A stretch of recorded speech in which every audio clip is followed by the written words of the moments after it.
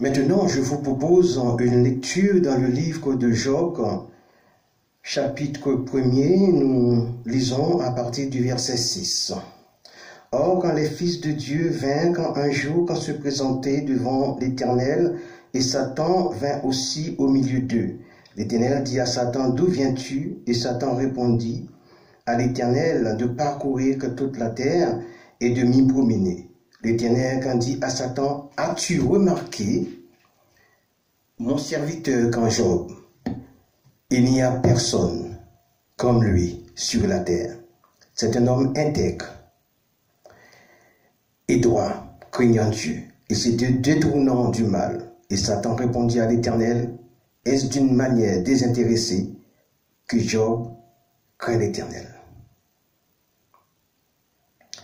Le 12e verset nous dit, l'Éternel dit à Satan, « Voici, tout ce qui lui appartient, je te le livre, seulement ne porte pas la main sur lui. » Et Satan se retira de devant la face de l'Éternel.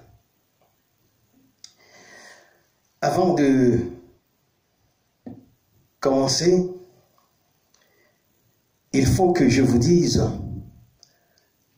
que j'avais déjà effacé le début du sermon que je traite maintenant, parce que le sujet me paraissait quelque peu généraliste. Quelques minutes plus tard, pris de regret, j'ai essayé de récupérer le texte, mais en vain. Alors, j'ai dû tout recommencer. Que s'est-il donc en passé? L'esprit humain n'avait pas compris que cela était de la volonté de Dieu, car il cherche parfois ce qui met l'homme en valeur et non ce qui est instructif en profondeur. Au commencement, il y avait deux choses qui n'étaient pas dans le plan de Dieu. La première chose est l'interruption du repos de Dieu et la seconde est le suicide de l'homme. La chute de l'homme dans le jardin d'Éden a causé un grand dégât dans la structure morale de la création. Ce dégât est comme celui d'un concepteur de programme informatique qui voit le dysfonctionnement de son travail de plusieurs années d'études conceptuelles bloqué par un virus qui n'avait même pas pris un jour de conception à son auteur. Le virus injecté dans le jardin d'Éden fut verbal, en deux phrases qui sont « Dieu a-t-il dit cela ?» Et parce qu'il sait que le jour où tu en mangeras, tu seras comme lui. L'auteur du dégât qui eut lieu dans le jardin d'Éden est comme un étudiant qui se venge de son expulsion de l'université qu'il a fréquentée. Puisque Satan a été éjecté du ciel, il est descendu sur terre pour détruire ce que le Maître avait construit en 6 jours. N'ayant pas eu assez de puissance, il l'a compromis, d'où l'interruption du repos de Dieu. Donc, la plupart des concepteurs viraux sont ceux qui n'ont pas été acceptés dans tel ou tel domaine et de surcroît, ils vont montrer leur capacité par des concepts nuisibles. Depuis que le repos de Dieu a été perturbé, il n'a de cesse de chercher un substitut pour la race déchue. Mais tous sont corrompus, tous sont pervertis, il n'en est aucun qui fasse le bien, pas même un seul. Selon le 3e verset du psaume 14 et le 12e verset du chapitre 3 de l'épître aux Romains. Dieu, sachant que l'homme de lui-même n'arrivera jamais à réparer ce qui a été endommagé, il est venu lui-même faire la réparation. Puisque sur terre, tous sont corrompus, il s'est incarné dans le corps d'un enfant qui dut connaître toutes les étapes de la motricité infantile pour devenir aussi un homme comme tous les autres au regard des hommes. Ce qui l'avait différencié des autres était plutôt moral et spirituel. Dans toute sa croissance, il n'avait connu aucun défilement du péché. Il grandit dans la sagesse la plus totale. Prenons comme exemple une métaphore sur les abeilles. Si dans une ruche, toutes les abeilles s'accordent pour en donner du miel en obéissant à leur reine, quand bien même elles se comprennent entre elles, elles ne comprennent ni l'homme, ni aucune autre espèce. De ce fait, Dieu ne pouvait pas envoyer un animal nous parler de lui si ce n'est une personne de sa ressemblance morale et spirituelle. Pour produire du miel, les abeilles s'accordent les unes aux autres au regard de la reine. Pour construire un royaume spirituel, les croyants s'accordent entre eux au regard de leur sauveur Jésus. Jadis, un scientifique fit une promenade au cours de laquelle toute son attention fut portée sur une fourmilière. Il regarda avec contemplation les fourmis et un détail l'interpella. Il remarqua que les fourmis s'affolaient quand son ombre recouvra la fourmilière. Instinctivement, les fourmis ont pensé que le scientifique s'apprêtait à donner un grand coup de pied dans la fourmilière, d'où leur affolement. Le scientifique se dit en lui-même, « Si les fourmis savaient combien je m'intéressais à elles, elles ne se tourmenteraient pas. » Puis, il lui est venu à l'esprit de se dire, « Comment puis-je leur dire que je ne leur veux aucun mal ?» En cherchant dans ses pensées, il se dit, à moins que je puisse aussi devenir une fourmi pour le leur dire. Autrement, elles ne sauront jamais que je les aime. Dieu, voyant que la race humaine est comme ces fourmis, prit la décision de se faire homme afin de parler aux hommes avec une totale identification, commençant par la naissance, puis l'adolescence et la majorité. Sur le plan physique, rien ne le différenciait d'un homme. Là encore, Satan a cherché à interrompre la venue du Christ en ayant eu une connaissance de la prophétie de Michée chapitre 5, verset 1er. Il s'est alors incarné en la personne d'Hérode le Grand pour la mise à mort des enfants de 2 ans et au-dessous. Jusqu'ici, le repos de Dieu est toujours perturbé. Au début du sermon, j'ai énoncé 2 actions principales qui ne faisaient pas partie de la structure de la création. Ce sont le repos de Dieu et le suicide de l'homme. Deutéronome, chapitre 21, verset 23, interdit à quiconque de se donner la mort sous peine que son âme soit maudite. Dans le monde, le nombre de personnes qui se suicident est d'environ 800 000 par an, soit une personne toutes les 40 secondes, selon les données de l'OMS, l'Organisation mondiale de la santé. Il est un peu difficile de savoir si le taux est plus ou moins élevé dans les pays riches que dans les pays moins riches, selon les statistiques divergentes. Quant au nombre de personnes, les avis convergent.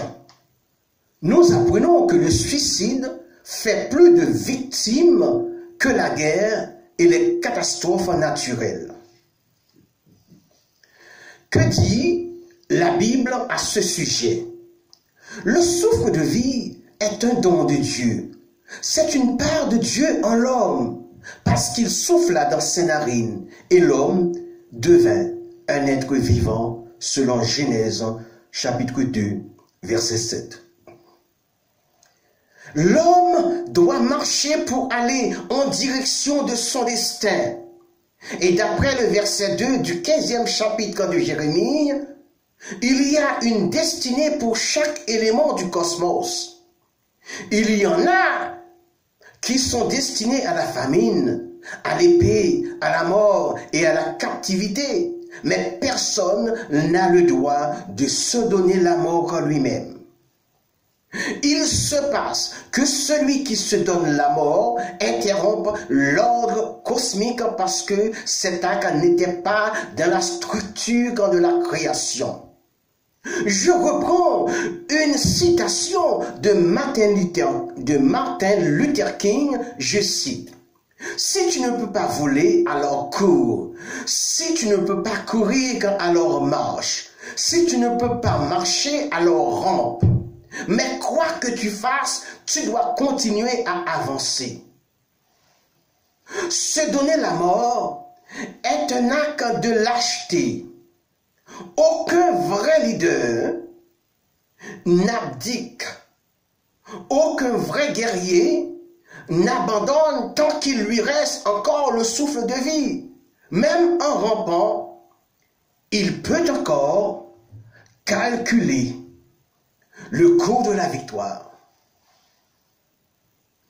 Maintenant, quels sont donc les adversaires moraux à combattre? Ce sont l'échec d'amour, la solitude, l'incurabilité pathologique, l'enfermement, le désespoir total et la perte totale financière qui place un sujet en marge de la société. Voilà les adversaires moraux à combattre. L'échec en amour est un des cas les plus répandus. Comment y remédier? Le corps humain étant soumis aux fortes pressions d'un esprit agité occasionné par la solitude suite à une rupture amoureuse, est assujetti aux ondes suicidaires. Le remède inévitable, c'est de rechercher la compagnie des autres. Le chrétien, quant à lui, est consolé par l'Esprit du Christ, à savoir qu'il accepte ce qu'il ne peut pas changer. Un Éthiopien peut-il changer? Ou un léopard s'entasse selon Jérémie 13, verset 23? Bien sûr que non. Alors, va jusqu'au bout de ton destin. L'incurabilité pathologique enlève aux faibles hommes et femmes la force de vivre. Mais ils ne savent pas que la pathologie en question est une voie obligatoire liée à un ordre de Dieu après la chute dans le jardin d'Éden. La vie est un miracle. Nous vivons avec un petit moteur qui s'appelle le cœur. Celui-ci bat constamment pour certains à 70 ans et pour les plus robustes à 80 ans, nous dit le 10e verset du psaume 90.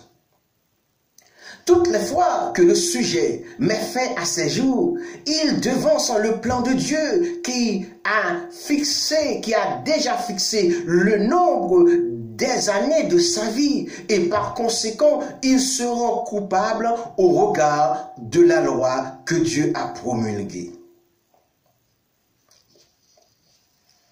C'est pourquoi c'est devenu une malédiction.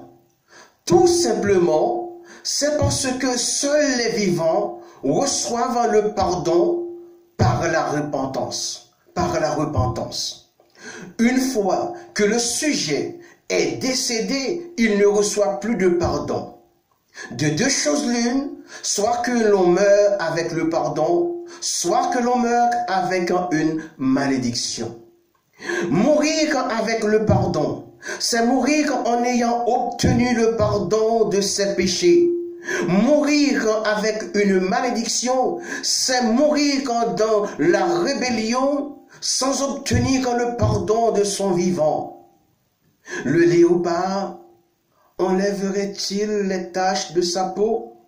Sinon, va jusqu'au bout de ton destin. La maladie n'existe pas dans le jardin d'Éden. Elle est apparue à partir d'Isaac, qui fut atteint de cécité. C'est à cause de cela qu'il n'a pas pu distinguer Jacob d'Ésaü et qu'il a béni le cadet à la place de l'aîné.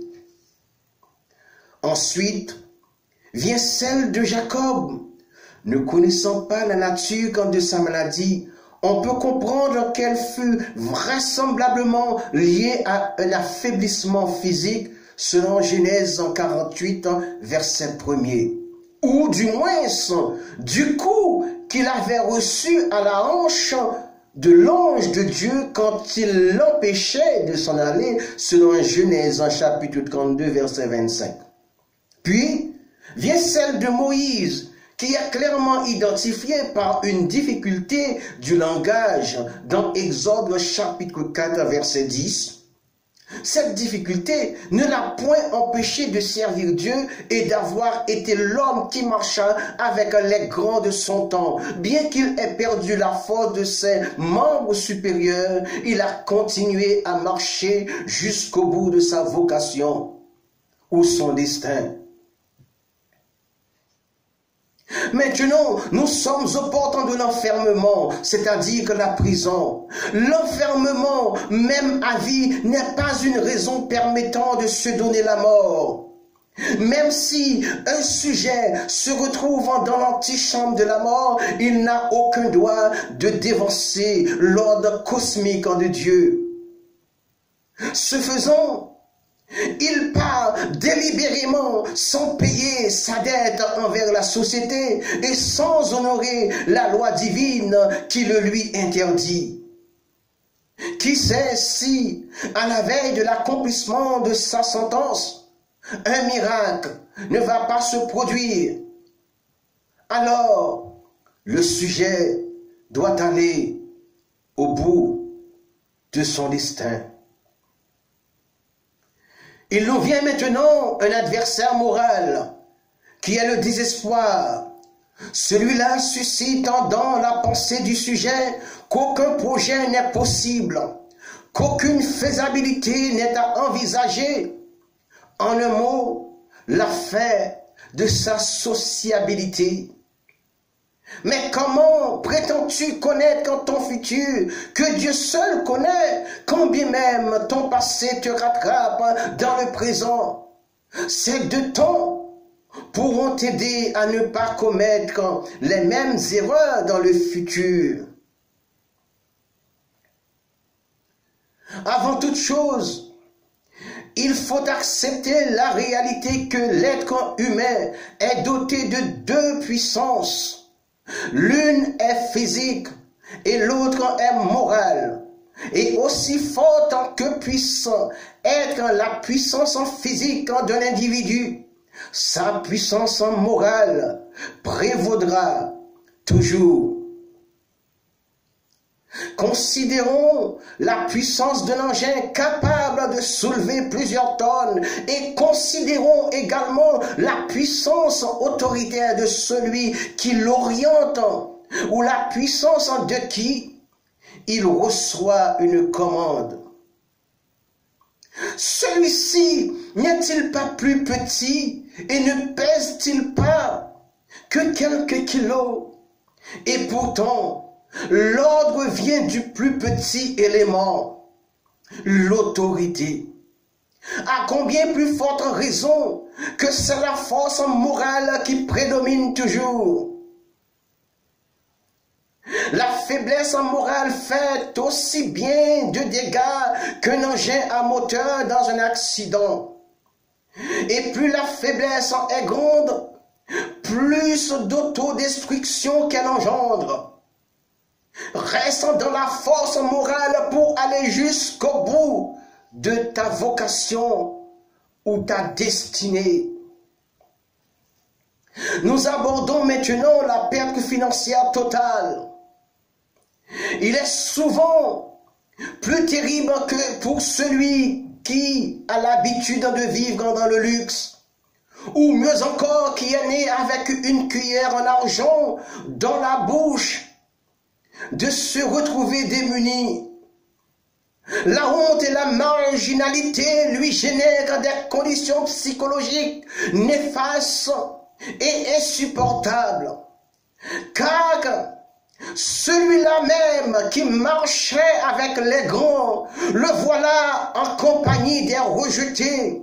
Lui qui buvait du champagne le plus ancien et le plus cher, le voilà avec une bière au coin de la rue. Lui de qui était tombé amoureuse en toutes les femmes de son village, le voilà qui reçoit leur toisement. Lui qui était un père attentionné, le voilà abandonné, suscitant le regret à ses progénitures de porter son patronyme. Lui qui était un mari aimant et aimé, le voilà maintenant détesté. Lui qui avait tellement d'amis qu'il n'avait même pas le temps pour lui-même, le voilà seul face à lui-même. Là encore, il peut s'en tirer s'il suit les règles de la logique formelle et absolue en allant tout droit vers son destin. La solution idéale est de se rappeler que tous les êtres vivants, tous les êtres humains sont venus entièrement nus dans le monde et avec les mains vides et ont pris un départ de zéro. Alors toi, recommence de nouveau en partant de zéro pour un nouveau départ, en ne t'écartant point de la trajectoire du microcosme. Et ce, afin de trouver le courage de surmonter ta perte financière totale. Va jusqu'au bout de ton destin. Si aujourd'hui, comme serviteur du Christ en vivant, tu te demandes pourquoi Dieu permet-il que tu sois dans une problématique douloureuse alors que tu le sers fidèlement, je t'invite à te pencher sur la situation de Job. Pourquoi les pieux souffrent-ils et pourquoi Dieu en est-il silencieux? Job et ses amis luttent avec ses problèmes mais n'arrivent à aucune conclusion satisfaisante. Ce n'est que lorsque Dieu est intervenu que la vraie réponse est trouvée, parce que dans de tels sujets, le raisonnement humain doit à jamais couper devant la supériorité de la révélation divine. Ni Job ni ses amis n'ont possédé tous les faits. Ils furent ignorants de ces événements qui étaient en coulisses derrière la scène et qui sont dévoilés en prologue de son livre. Job n'a eu aucun moyen de savoir pourquoi il a souffert, ni ce que seraient les résultats de ses souffrances. Ceci s'ajoute à la valeur du livre.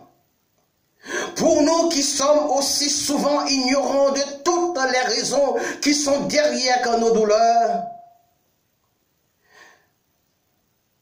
Job et ses amis ont souvent débattu violemment sur la raison de ces douleurs, mais chacun d'eux portait des arguments incomplets et des données inachevées. Puisqu'aucun d'eux n'avait trouvé des facteurs dans l'équation, aucun d'eux n'a pu arriver à une solution appropriée au problème.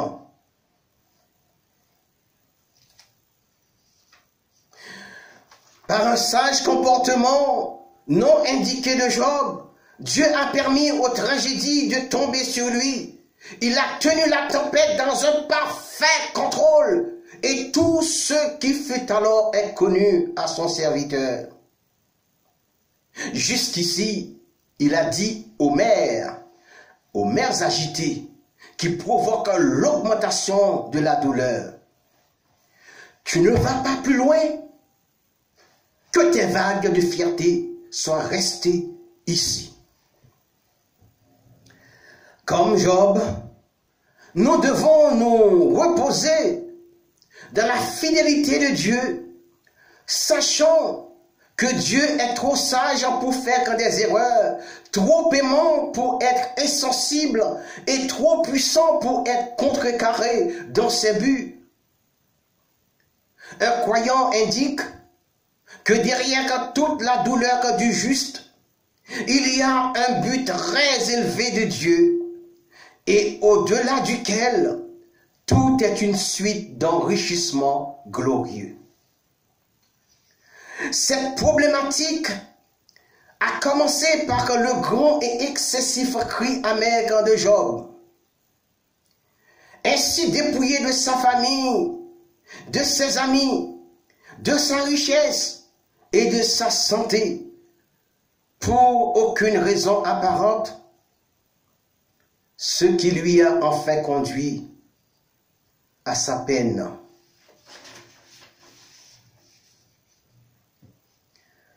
Dans cette longue journée et nuit, ses amis Éliphaz, Bildad et Zophar s'étaient assis devant lui dans un silence sourd-muet, frappés par l'atrocité de ce qui lui était arrivé.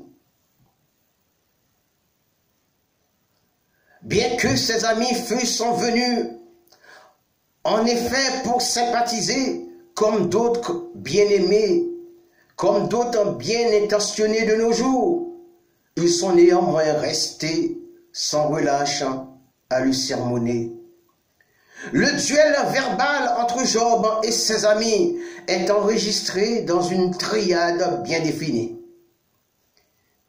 Éliphaz, Bildad et Zophar. Chacun d'eux avait avancé une théorie pour expliquer les douleurs de Job. Et ils ont chacun été vigoureusement réfutés par Job.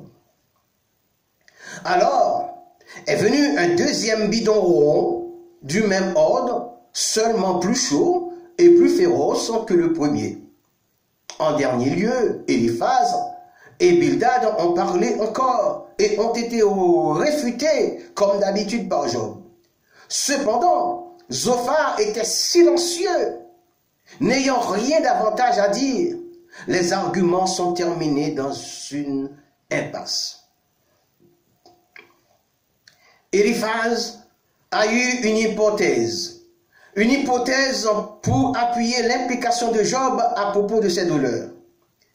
Il a prétendu que Job aurait eu péché. Bildad a eu une sorte de raisonnement déductif parce qu'il a supposé que Job aurait pu être un pécheur avéré.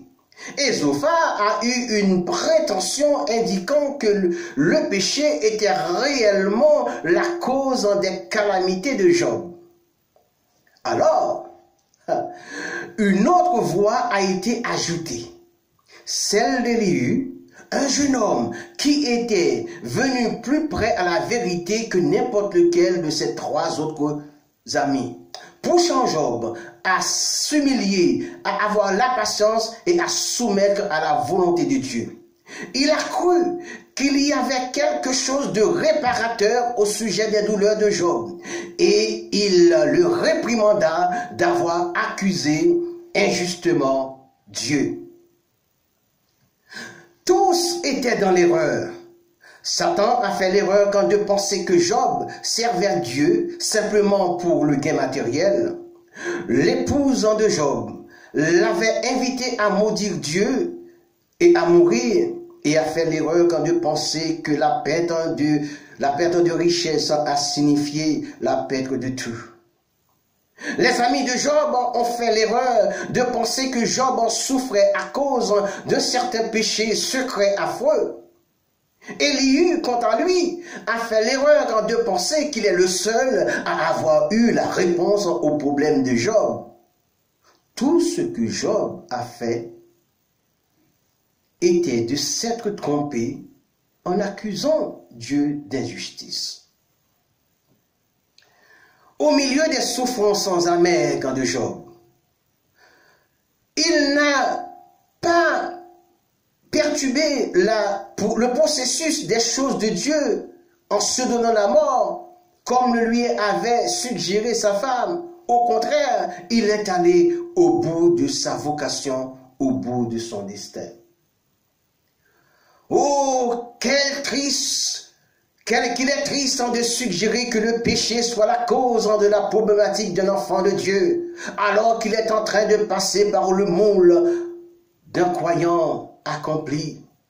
Oh, combien il est dommageable de véhiculer des rumeurs sur l'enfant de Dieu, alors qu'il est en train de passer par le terrain de sa formation. Enfin,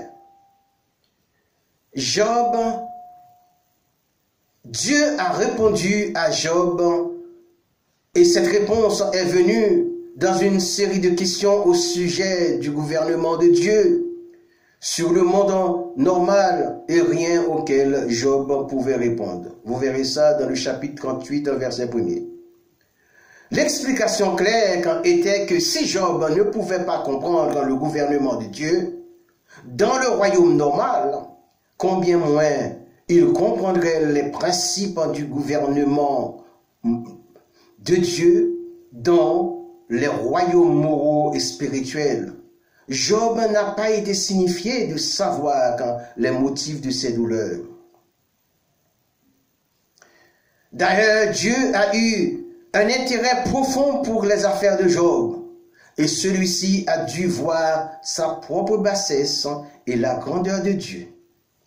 Il a été ainsi porté à une fin d'estime de soi et une confession de ses animosités personnelles. La vie de Job avait été une étape sur laquelle une lutte gigantesque avait été décrétée. La lutte a pris fin dans un triomphe complet de Dieu et du renversement de Satan. Job a été appelé à prier pour ses amis qui avaient tellement durement frotté le savon de leurs mots cruels dans les blessures profondes de son âme. Et après que Job l'eut fait, Dieu lui donna le double de tout ce qu'il avait perdu. Tels sont l'amour et l'impartialité de notre Dieu. Jésus a porté la malédiction à la croix en se faisant malédiction selon Galates chapitre 3 verset 13. Donc, celui qui s'est assujetti à l'autodestruction n'est pas né de nouveau et n'a jamais eu l'assurance de son salut. Il ne peut être considéré comme suicidaire celui qui a perdu sa vie en sauvant un autre. Sa pensée première était de sauver. L'histoire en dit que le véhicule d'un évangéliste est tombé dans un fleuve en allant à l'église. Il remonta à la surface, ne voyant pas sa femme, retourna la chercher. Finalement, ils étaient tous les deux retrouvés morts, enlacés dans la position du sauvetage. Ici, ce n'est pas parce qu'il s'était dit que sans sa femme, qu'il n'avait plus de raison de vivre, mais parce qu'il voulait la sauver de la noyade. Si tu es un enfant de Dieu, dans tes afflictions, regarde à la tragédie de Job. Ce qu'il ne savait pas, c'est que le vecteur de toutes ces douleurs venait d'un stratagème de Satan qui savait qu'il était un homme intègre et protégé par la puissance d'en haut. Il a osé avancer que si Job perdait sa richesse, ses enfants et sa femme, il prendrait congé de son Dieu. Voyant que cette première tragédie n'avait pas ébranlé la foi de Job, il a demandé que Job soit frappé par une maladie qui le ferait maudire Dieu. Si tu penses que Satan te laissera tranquille lorsqu'il t'aura pris ta richesse et ta famille, c'est alors qu'il inspirera des gens à se moquer de toi dans ton malheur. Si tu crois que dans ta maladie, il s'assiera sur son fauteuil pour te regarder souffrir, loin de là, c'est alors qu'il éloignera tes amis de toi. Si tu crois que lorsqu'il te mettra par terre, il dira qu'il va maintenant prendre son repas, alors il abandonnera même son repas, qu'il vient à peine de commencer s'il te voit bouger. Satan n'a jamais eu le temps de terminer son repas, pour cause, à chaque fois qu'il voit un enfant de Dieu se relever de terre, il laisse automatiquement tout ce qu'il était en train de faire pour passer à l'attaque. Cher ami, le suicide, sous toutes ses formes, ne vient pas de Dieu, mais vient du diable par un esprit de fierté ou de lâcheté pour faire parler de soi a posteriori. Le suicide d'amour vient de l'esprit malsain de Cupidon dans le sens d'un déséquilibre moral. Le suicide de Judas vient confirmer ce que le psaume 109, verset 8 a dit, je cite, « Que ces jours soient peu nombreux, que notre prenne sa charge, laquelle charge en fut celle d'avoir été l'un des 12 disciples. C'est bien après que le repos de Dieu eût été perturbé. » Si tu n'es pas un enfant de Dieu, l'envie des sensations fortes en peut te causer bien de troubles dont les facteurs sont la consommation par voie nasale ou intraveineuse des produits proscrits. Des éléments qui te feront croire qu'il t'est poussé de longues ailes pour défier la loi de la pesanteur. D'où l'autodestruction. Demande conseil aux plus âgés de tes proches ou à un homme de foi. Il est dit qu'un adulte voit plus loin qu'un enfant qui se promène. Donc, du sommet de la montagne, le sage voit ce que ne voient les orgueilleux de la plaine. Judas avait choisi le suicide comme ultime remède aux douleurs de sa conscience, alors qu'il aurait pu se repentir pour obtenir le pardon. Certainement, la parole, certainement la première parole de Jésus sur la croix fut ce qui suit. Père, pardonne-leur, car ils ne savent pas ce qu'ils font. Je termine donc avec les consignes que Jésus ressuscité a données aux deux disciples d'Emmaüs de Luc au chapitre 24, versets 46 et 47, je cite. Ainsi, il leur dit que le Christ en souffrirait et qu'il ressusciterait des morts le troisième jour, et que la repentance et le pardon des péchés seraient prêchés en son nom à toutes les nations. Cher ami, quoi que tu aies fait, tu peux encore obtenir le pardon divin. Alors, va jusqu'au bout de ton destin. Et la paix de Dieu, laquelle surpasse toute intelligence, gardera vos cœurs et vos pensées dans le Christ en Jésus. Amen.